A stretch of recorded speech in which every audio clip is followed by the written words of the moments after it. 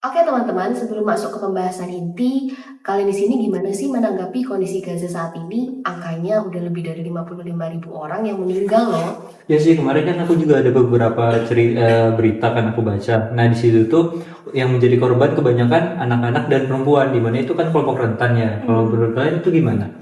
Terus juga dunia tuh kayak diam aja gitu loh, padahal itu jelas-jelas termasuk pelanggaran HAM sama perang kan. Ya, Aku jadi mikir ini perang atau pembantaian sih sebenarnya. Soalnya tuh yang diserang tuh kayak rumah sakit, kayak pengungsian sama sekolah juga bahkan. Nah makanya penting banget nih kita bahas dari sudut pandang hukum perang. Dan juga bukan hukum internasional aja yang punya pandangan kuat soal ini, tapi ada hukum Islam juga yang punya pandangan yang kuat soal ini. Setuju sih, yuk langsung kita bahas lebih mendalam apa itu hukum perang menurut Islam dan apa itu hukum humanitar internasional dan gimana sih keduanya memandang tragedi kondisi Gaza saat ini. Perang di Gaza sudah berlangsung bertahun-tahun lamanya. Maka dari itu tidak sedikit pula korban jiwa yang berjatuhan. Berdasarkan laporan Anadolu Agency pada Juni 2025, total korban tewas akibat agresi militer Israel yang telah mencapai lebih dari 55.400 korban jiwa, dengan mayoritas korban adalah perempuan dan anak-anak. Kalau kita lihat dari perspektif hukum humaniter internasional yang diatur lewat Konvensi Jenewa dan protokol tambahan, maka jelas ada 3 prinsip utama yang dilanggar secara terang-terangan. Yang pertama, prinsip distinction, di mana mewajibkan membedakan antara warga sipil dan non-sipil. Yang kedua, prinsip proportionality, yaitu penggunaan kekuatan yang seimbang dengan tujuan militer. Dan prinsip yang terakhir, yaitu prinsip yang mengharuskan adanya langkah pencegahan agar warga sipil tidak menjadi korban. Dalam konteks Gaza, pelanggaran ini sangat nyata. Serangan tidak hanya menargetkan pejuang militer, tetapi juga rumah sakit, sekolah, bahkan kamp pengungsian. Konvensi Jenewa pasal 48 secara eksplisit menyebutkan bahwa pihak-pihak dalam konflik wajib membedakan antara produk sipil dan non-sipil. Selain itu, Pasal 51 protokol tambahan juga melarang serangan yang bersifat menyeluruh, tidak terarah, atau dapat menyebabkan kerugian berlebihan pada warga sipil dibandingkan keuntungan militer yang diperoleh. Sayangnya, pelanggaran ini tidak dapat diikuti dengan penegakan hukum yang tegas. Meskipun Mahkamah Pidana Internasional (ICC) memiliki yurisdiksi untuk menyelidiki kejahatan perang, namun Israel bukanlah anggota dari Statuta Roma, dan proses hukumnya seringkali mandek karena intervensi politik negara-negara besar. Perang memang sering dianggap sebagai kondisi luar biasa di mana kekerasan dibenarkan. Tapi kalau kita telah dari berbagai tradisi hukum, termasuk dalam pelaksanaan hukum Islam, ternyata justru ada batasan-batasan yang sangat jelas bahkan ketat mengenai bagaimana perang boleh dan tidak boleh dilakukan. Dalam sejarah hukum Islam ada prinsip kuat yang menekankan perlindungan terhadap sekelompok sipil, anak-anak, perempuan, orang lanjut usia, petani, bahkan orang yang sedang beribadah, semuanya tidak boleh menjadi sasaran kekerasan. Ini bukan cuma etika moral, tapi bagian dari aturan-aturan hukum yang disebut oleh ulama klasik seperti Al-Mawardi dan Ibnu Qudamah. Bahkan objek-objek sipil seperti rumah sakit, tempat tinggal, rumah ibadah, ladang pertanian, hingga sumber air dilarang untuk dirusak atau dijadikan sasaran. Dalam banyak catatan sejarah, bahkan sebelum pasukan dikirim, pemimpin militer sudah diberi instruksi tegas agar menjaga batas kemanusiaan dalam setiap operasi. Yang menarik, nilai-nilai ini sangat sejalan dengan prinsip-prinsip dalam hukum humanitar internasional seperti yang tertuang dalam Konvensi Jenewa dan Protokol Tambahan 1. Misalnya, prinsip non-kombatan tidak boleh diserang, objek sipil dilindungi, dan harus ada proporsionalitas dalam penggunaan kekuatan. Sayangnya, kalau kita lihat kondisi Gaza hari ini, prinsip-prinsip ini justru diabaikan secara terang-terangan. Serangan tidak hanya menyasar pejuang bersenjata, tetapi juga sekolah, rumah ibadah, tempat pengungsian, dan fasilitas medis.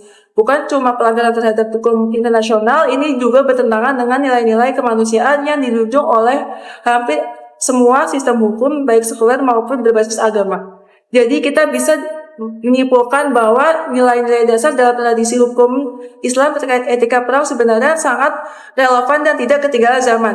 Ia justru bisa memperkuat landasan moral dalam menegakkan hukum humaniter internasional. Kalau kita bahas lebih dalam lagi, tindakan yang dilakukan Israel di Gaza bukan sekedar agresi militer biasa. Banyak ahli dan organisasi internasional yang menyebutnya dengan istilah genosida. Dan istilah ini bukan sekedar retorika politik, tapi juga punya dasar hukum yang cukup jelas.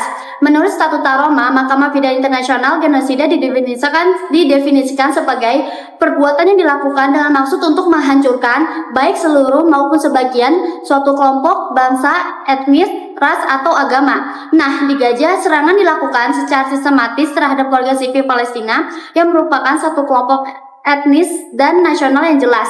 Penargetannya itu seperti rumah, sekolah, rumah ibadah, hingga blokade total terhadap bantuan-bantuan makanan dan obat-obatan adalah bentuk nyata dari pola permusnahan. Juga diperkuat oleh laporan dari organisasi HAM seperti Amnesty International dan Human Rights Watch yang menyebutkan bahwa pola serangan Israel mengarah pada collective punishment, hukuman kolektif yang secara eksplisit dilarang dalam hukum humaniter internasional. Nggak cuma itu, tindakan-tindakan Israel juga masuk dalam kategori kejahatan perang sebagaimana diatur dalam pasal 8 Statuta Roma, mulai dari yang pertama penyerangan oleh objek sipil secara langsung, yang kedua mengusir warga sipil secara paksa, yang ketiga melakukan pembunuhan massal, dan yang keempat itu sampai menghancurkan infrastruktur sipil vital yaitu rumah sakit dan sumber air. Tapi yang bikin frustrasinya adalah lemahnya mekanisme penegakan hukum. Mahkamah Internasional memang punya wewenang untuk menyelidiki dan mengadili kejahatan genosida dan perang. Tapi karena Israel bukan negara pihak Statuta Roma, maka penyelidikan hanya bisa dilakukan kalau dalam rujukan dari Dewan Keamanan PBB. Dan kita tahu setiap kali ada usulan ke arah itu, veto dari negara-negara kuat seperti Amerika Serikat langsung mengatur prosesnya. Padahal prinsip dasar dari hukum ini adalah no one is above the law. Tapi kenyataannya keadilan masih selektif. Negara yang punya kekuatan politik dan militer cenderung lolos dari pertanggungjawabannya. Kalau kita amati lebih dalam lagi, sebenarnya tradisi hukum Islam dan hukum humaniter internasional atau HHI memiliki banyak titik temu. Keduanya mungkin lahir dari konteks yang berbeda-beda, satu berbasis nilai-nilai keagamaan, dan satu berbasis nilai kesepakatan antar negara. Tapi prinsip dasarnya itu sama, melindungi kemanusiaan dalam situasi perang paling ekstrim, yaitu perang. Ambil contoh prinsip distinction dalam hukum humaniter internasional yang menuntut agar kombatan dan kombatan dipisahkan secara tegas. Hal ini juga ditemukan dalam tradisi Islam yang melarang penyerangan terhadap perempuan, anak-anak, orang tua, bahkan biarawan yang tidak ikut berperang. Jadi meski bahasanya berbeda-beda, intinya sama, yaitu warga sipil harus dilindungi. Kemudian ada prinsip proportionality yang menyatakan bahwa kekuatan militer tidak boleh digunakan secara berlebihan jika dampaknya akan menghancurkan penduduk sipil. Nah, dalam khazanah Islam ada perintah jelas untuk tidak berlebihan, tidak membakar tanaman, tidak merusak lingkungan, dan tidak menyakiti hewan tanpa alasan. Kalau kita perhatikan larangan menyerang rumah sakit, ambulans, tempat ibadah, atau fasilitas sipil lainnya, juga sangat ditekankan oleh kedua sistem. Artinya, perang bukanlah ruang kosong tanpa hukum, tapi ruang yang justru butuh kontrol dan batasan. Pertanyaannya, kalau dua sistem hukum yang berbeda ini ternyata punya nilai yang sama, kenapa implementasinya di lapangan justru sering gagal? Apakah karena hukum ini hanya dijadikan simbol, tapi tidak punya kekuatan nyata ketika berhadapan dengan kepentingan politik global? Menurut beberapa pakar seperti Prof. Javaid Rehman dan Dr. A.A. Naim, harmonisasi antara sistem hukum lokal termasuk hukum Islam dengan hukum internasional bisa menjadi kunci untuk memperkuat keadilan global. Tapi itu cuma bisa terjadi kalau ada kemauan politik dan tekanan dari masyarakat sipil. Jadi titik temunya sudah ada nih, masalahnya bukan pada hukumnya, tapi pada komitmen untuk menjalankan hukum itu secara adil dan konsisten. Inilah yang seharusnya jadi fokus kita, bukan hanya mendiskusikan teori, tapi mendorong implementasi di lapangan. Setelah melihat banyaknya pelanggaran terhadap prinsip-prinsip kemanusiaan, baik menurut hukum humaniter internasional maupun nilai-nilai etik dari berbagai tradisi hukum seperti Islam, pertanyaannya sekarang adalah apa yang bisa dilakukan oleh masyarakat internasional? Apakah keadilan masih mungkin ditegakkan? Dalam kerangka hukum internasional sebenarnya sudah ada mekanisme yang cukup jelas, misalnya Mahkamah Pidana Internasional atau ICC yang punya yurisdiksi untuk mengadili pelaku kejahatan perang, kejahatan terhadap kemanusiaan, dan juga genosida. Tapi sayangnya masih banyak kasus yang bahkan saat ini marak sekali, yaitu termasuknya adalah kasus Gaza, berakhir buntu karena adanya tekanan politik dari negara-negara besar. Israel sendiri bukan negara pihak dalam Statuta Roma, sehingga proses hukum di ICC jadi rumit. Meski begitu, ada celah hukum. Kalau Dewan Keamanan PBB sepakat kasus ini tetap bisa dibawa ke ICC. Tapi, lagi-lagi veto dari negara-negara kuat seringkali jadi penghalang utama. Maka, peran masyarakat internasional, terutama masyarakat sipil, akademisi, media, dan organisasi HAM sangat penting untuk memberi tekanan moral dan politik. Salah satu contohnya adalah kampanye global seperti boycott, divestment, dan sanction atau BDS yang mendorong perusahaan dan institusi untuk tidak berkontribusi pada pendudukan atau agresi militer. Lembaga-lembaga seperti Amnesty International, Human Rights Watch, dan bahkan beberapa komisi PBB telah merilis laporan yang menyebutkan adanya indikasi kejahatan perang di Gaza.